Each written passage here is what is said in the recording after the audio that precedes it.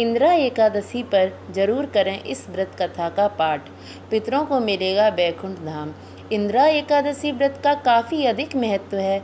माना जाता है कि इस दिन भगवान विष्णु की पूजा करने के साथ इस व्रत कथा का पाठ करने से मोक्ष की प्राप्ति होती है और पितरों को भी स्वर्ग की प्राप्ति होती है। अश्विन माह की कृष्ण पक्ष की एकादशी तिथि को इंदिरा एकादशी का व्रत रखा जाता है। आज के दिन पितरों के लिए व्रत रखना माना जाता है कि आज के दिन भगवान विष्णु की पूजा करने के साथ व्रत रखने से मोक्ष की प्राप्ति होती है।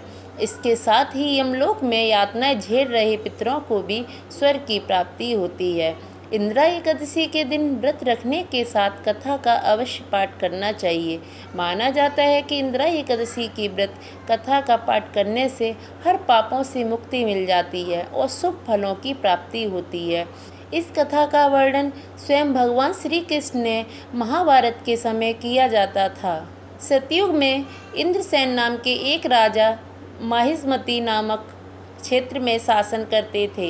इंद्रसेन भगवान विष्णु के परम भक्त और धर्मपरायण राजा थे। वह सुचारू रूप से राजकाज कर रहे थे।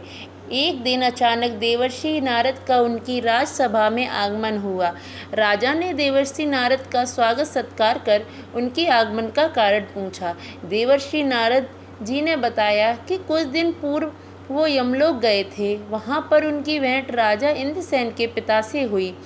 राजन, आपके पिता ने आपके लिए संदेश भेजा है। उन्होंने कहा है कि जीवन काल में एकादशी व्रत भंग हो जाने के कारण उन्हें अभी तक मुक्ति नहीं मिली है और उन्हें यमलोक में ही रहना पड़ रहा है।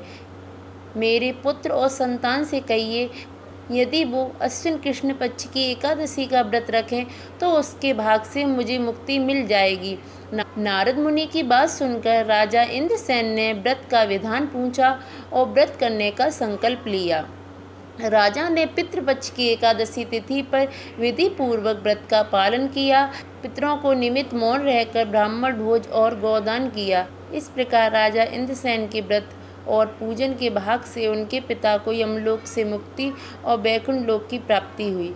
उस दिन से ही इस व्रत का नाम इंदिरा एकादशी पड़ गया। पितृपक्ष में पड़ने वाली इस इंदिरा एकादशी के व्रत से पितरों को अधोगति से मुक्ति मिलती है और आपको उनका आशीर्वाद मिलता है।